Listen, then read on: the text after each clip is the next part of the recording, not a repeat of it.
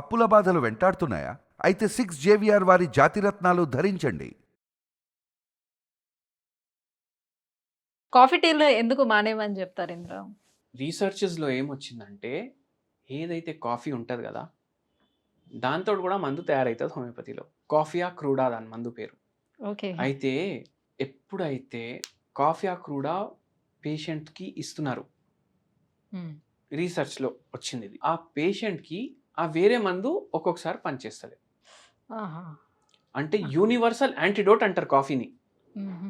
Homeopathy మందులు antidote అయిపోతాయి coffee తీసుకుంటే. కానీ ఇప్పుడు కొత్త రీసెర్చెస్లో, ఎందుకంటే మందు ప్రిపేర్ చేసేటిది కూడా మారుతుంది కదా, దాంట్లో ఏమొస్తుంది అంటే కాఫీకి కూడా ఇవి రెసిస్టెంట్ ఉన్నాయి మందులు. అట్లా ఓకే, అలా మళ్ళీ నెక్స్ట్ ప్రిపేర్ చేశారు. సో దీన్ని చూసి అట్లా. సో ఇప్పుడు లైఫ్ స్టైల్ డిసీజెస్కి వచ్చేద్దాం సార్. బిఫోర్ దట్, ఇప్పుడు లాంగ్ టర్మ్ డిసీజెస్ ఏవైతే ఉన్నాయో, ఈ బీపీ, డయాబెటీస్, ఇవన్నీ, సో ఇవి కంప్లీట్గా కంట్రోల్లోకి వచ్చే ఛాన్సెస్ ఎంతవరకు ఉంటుంది? సో లాంగ్ టర్మ్ అంటే కంప్లీట్గా లైఫ్ లాంగ్ ఈ మెడిసిన్స్ ఎలా అయితే యూస్ చేస్తున్నారో అలోపతిలో నార్మల్గా రోజు రెగ్యులర్గా, వీటిని కూడా అలానే యూస్ చేస్తారా?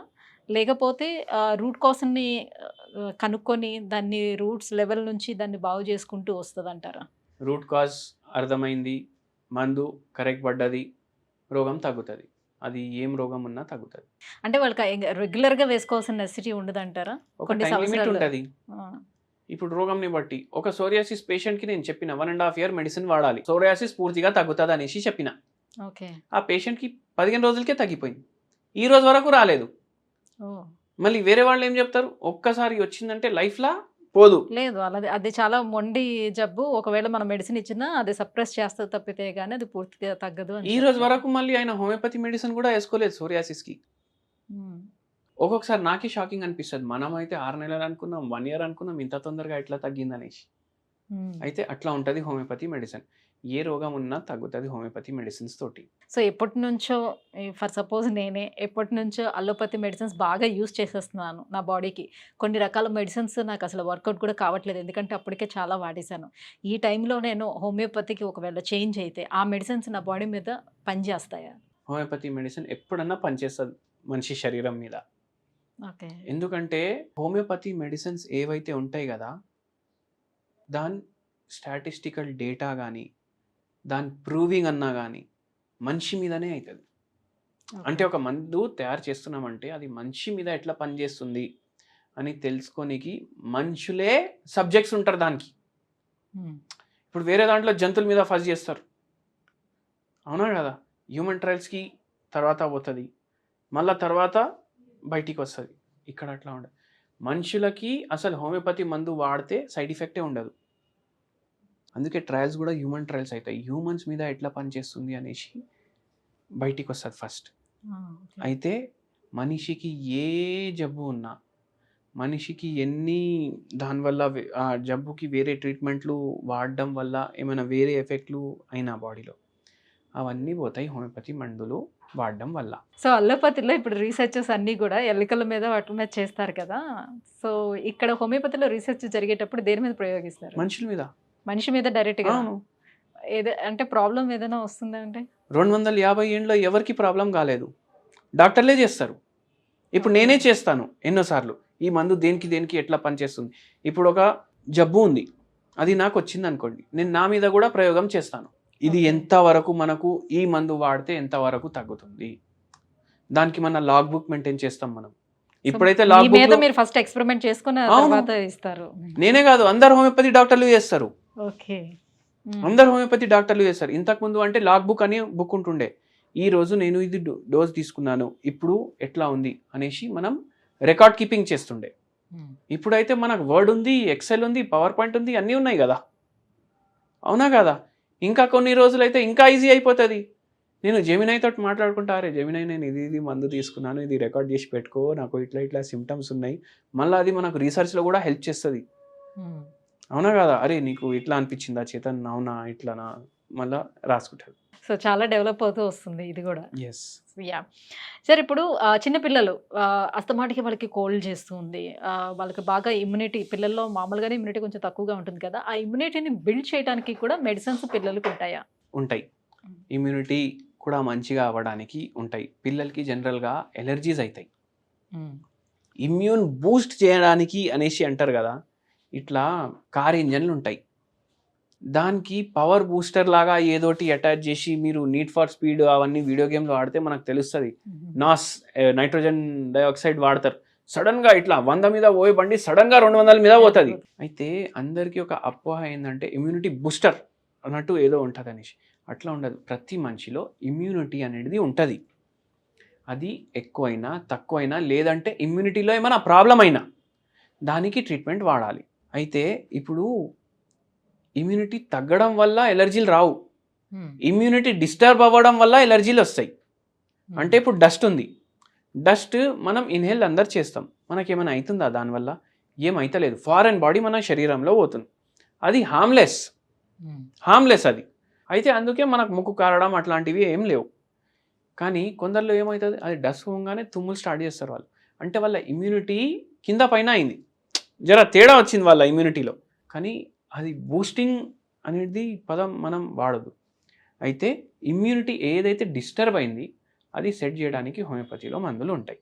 పిల్లలకి కానీ, మనుషులకు కానీ, పెద్దోళ్ళకి కానీ, చిన్నోళ్ళకి కానీ, మిడిల్ ఏజ్ వాళ్ళకి కానీ. జనరల్‌గా హోమియోపతి డాక్టర్స్ అందరూ కూడా ఇలా ఈ డిసీజ్ ఎందుకు వస్తుంది, ఏంటి, లేదంటే దానికి సంబంధించినటువంటి మెడిసిన్స్ ఇలా ఉన్నాయని చెప్తారు. బట్ మీరు వాటన్నిటికీ టిప్స్ కూడా చెప్పటంలో ఎక్స్పర్ట్ మీరు, రైట్? సో మీరు చెప్పిన చాలా రకాల టిప్స్ చాలామంది ఫాలో అవుతూ వాళ్ళు క్యూర్ అయిన వాళ్ళు కూడా ఉన్నారు. సో అలా ఈ డిసీజెస్ కూడా టిప్స్ ఏమైనా ఉంటే చెప్పండి. సో పిల్లలకి ఆ ఇమ్యూనిటీ ఏదైతే ఉందో దాన్ని క్యూర్ చేసుకోవటానికి, బ్యాలెన్స్ చేసుకోవటానికి ఏమైనా టిప్స్ ఉంటే చెప్పండి. పిల్లలకి మీరు ఇమ్యూనిటీ పెంచాలనుకుంటే ఫస్ట్ ఈ డబ్బా పాలు మానేసేయాలి. ఓకే. ఏదైతే మనకు ఇప్పుడు కొందరికి పుట్టినాక డబ్బాది పాలు ఇస్తారు కదా, డబ్బా పాలు ఎందుకు చెప్తున్నానంటే అందరికీ అర్థమయ్యేలాగా. పల్లెటూరులో ఎవరైతే ఉంటున్నారో వాళ్ళకు కూడా అర్థం అవ్వాలి, సిటీలో హై రైస్ టవర్లో ఉండేటోళ్ళకి కూడా అర్థం అవ్వాలి. ఫార్ములా మిల్క్ అంటారు దాన్ని. అంటే మళ్ళీ అనుకుంటారు కదా, అరే డాక్టర్కి తెలియదు అందుకే డబ్బా పాలు చెప్తున్నాను. ఫార్ములా మిల్క్ ఇవ్వడం మానేసేయాలి. మళ్ళీ మిల్క్ బ్యాంక్స్ అనేది పెరగాలి. మిల్క్ బ్యాంక్ అంటే ఏంటి అంటే ఎవరికైతే తల్లి పాలు లేవు వాళ్ళకు అక్కడ ఎవరికైతే ఎక్కువ వస్తుంది వాళ్ళు వెళ్ళి డొనేట్ కూడా చేయొచ్చు. అయితే చిన్న పిల్లలు అంటే పుట్టిన కాడకి వెళ్ళి చెప్తున్నాను నేను, అందుకే జర పెద్దగా అయినరు పిల్లలు. దాని తర్వాత ఏంది అంటే పరిస్థితి, అరే మీ బాబు చాలా బక్కగా ఉన్నాడు, ఏం తినిపిస్తలేవా, తినవా అనేసి పిల్లల్ని కూడా అడుగుతారు. పిల్లోనికి కూడా ఒకటి సైకలాజికల్, పిల్లల మైండ్ ఎట్లుంటుంది, ఎప్పుడు ఎట్లా డిస్టర్బ్ అవుతుందో అర్థం కాదు. ఇట్లా మైండ్లో పడింది అనుకోండి, అరే నేను చాలా బక్కగా ఉన్నా, నేను వీక్ ఉన్నా. నీ బాబు వీక్ ఉన్నాడు, వాడు క్రికెట్ ఆడతాడు 6 గంటలు, కానీ వాడి మైండ్లో పడిపోతుంది ఇట్లా నేను వీక్ అనేసి. అయితే వాళ్ళకి ఏం చేస్తారు, ఏదో ఇట్లా చాక్లెట్ ఫ్లేవర్ది, ఆ కంపెనీది ఈ కంపెనీది, అరే ఇది వేస్తే ఇది ఉంటుంది అది ఉంటుంది, పౌడర్లు అవి ఇవి పాలల్లో కలపడం, రోజు ఇవ్వడం, ఎనర్జీ పౌడర్స్ అవి ఇవ్వకుండా బాదాంలు, పిస్తాలు అన్సాల్టెడ్, మళ్ళా అక్రోట్లు, ఆప్రికాట్స్, ఇవి 4 మీరు గ్రైండ్ చేసి, డ్రై ఆప్రికాట్లు ఇవి డ్రై చేసి పాల్లో కలిపి ఇవ్వాలి. లేదంటే స్మూతీస్ లాగా స్మూతీ లాగా కూడా చేసి ఇవ్వచ్చు. అయితే యాజ్ ఫార్ యాజ్ పాసిబుల్ న్యాచురల్వి ప్రిఫర్ చేయండి. ఇప్పుడు ఏమైపోతుంది, డబ్బా తిండి కూడా దొరుకుతుంది అట్లనే.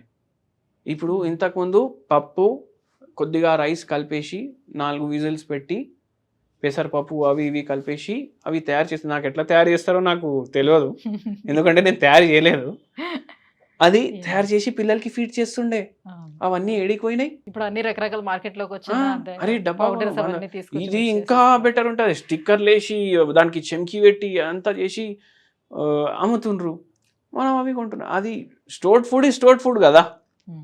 ఫ్రెష్ ఇవ్వాలి, ఆటోమేటిక్ పిల్లలది ఇమ్యూనిటీ పెరుగుతుంది. ఫ్రూట్స్ మంచి ఆర్గానిక్ ఫ్రూట్లు ఇవ్వాలి, ఫ్రెష్ ఇవ్వాలి. మళ్ళీ అందరూ డ్రైడ్ ఇస్తారు. ఇప్పుడు స్ట్రాబెర్రీలో కూడా dried dehydrated strawberries, dehydrated mangoes ఇవి వస్తాయి. వాళ్ళు ఏమనుకుంటారు, అరే ఫ్రూటే కదా ఇవి ఇద్దాం పిల్లలకి అని. అట్లా కాదు, ఫ్రెష్ ఏ తిన్నా ఫ్రెష్ ఫ్రెష్ ఫ్రెష్ ఫ్రెష్ తినాలి. ఫ్రెష్ తింటే మనిషి ఫ్రెష్ ఉంటాడు అట్లా. అయితే ఇవి పాటించండి సార్. అలాగే ఇప్పుడు సమ్మర్ వచ్చేసింది కాబట్టి ఈ సమ్మర్లో బీపీ షుగర్ ఉండే వాళ్ళకి కొంచెం ఆ ఫ్లక్చువేషన్స్ బాగా ఎక్కువగా ఉంటుంది, ఇబ్బంది పడుతూ ఉంటారు. సో అలాంటి వాళ్ళకి ఏమైనా టిప్స్ చెప్తారా? ఫుల్ వర్షం కాలం ఉందనుకోండి, ఫస్ట్ వర్షం కాలం ఉంది, 4కి ఫుల్ వర్షం అవుతుంది బయట, చల్లగా అయిపోయింది మొత్తం, మబ్బులు వచ్చేసినాయి. మన మైండ్లో పాటలు కూడా నడుస్తాయి, ఈ వర్షం ఇట్లా వస్తుంది కదా పాట మైండ్లో, అదే పాట పెట్టుకుంటాం ఫోన్లో. అయితే అప్పుడు మనకి ఏం తినాలనిపిస్తుంది మీరు చెప్పండి? బజ్జీలో పకోడీలు అవి తినాలనిపిస్తుంది కదా. ఇప్పుడు ఫుల్ ఎండ ఉంది, చెమటలు అవి ఇవి వస్తున్నాయి, అవునా కదా? అన్ని లైక్ లిక్విడ్స్ లాంటివి తీసుకోవాలి, చల్లగా తీసుకోవాలి. అవును, కానీ ఏం తినొద్దు అది చెప్తాను నేను. మళ్ళీ అందరికి సమ్మర్ హాలిడేస్ ఉంటాయి, పిన్ని వాళ్ళు వస్తారు, అమ్మమ్మ ఇంటికి పోతాం, అందరు పిల్లలు జమ అవుతారు. ఇప్పుడు 9కి అందరు డిన్నర్ తినంగానే ఏమో అందరికి అమ్మ ఐస్ క్రీమ్, అమ్మ ఐస్ క్రీమ్, అమ్మ ఐస్ క్రీమ్ అనేసి చేస్తారు పిల్లలు. అరే అవును, చాలా రోజులు అయింది కదా పోదాం అనేసి అందరూ ఆ పెద్ద ఇన్నోవా వేసుకొని పోతారు. 1 గంట వరకు 2 వరకు ఐస్ క్రీమ్లు అమ్ముతారు. ఐస్ క్రీమ్ అమ్మేటోళ్ళే చెప్పిండ్రు నాకు కొందరు, 8 times ఎక్కువ అయిపోతుంది అంట బిజినెస్ సమ్మర్లో. ఏముంది, షుగర్ ఉంటే ఏముంటుంది, మనం కూడా పోదాం, సమ్మరే కదా తినేది. తింటారు, మర్చిపోతారు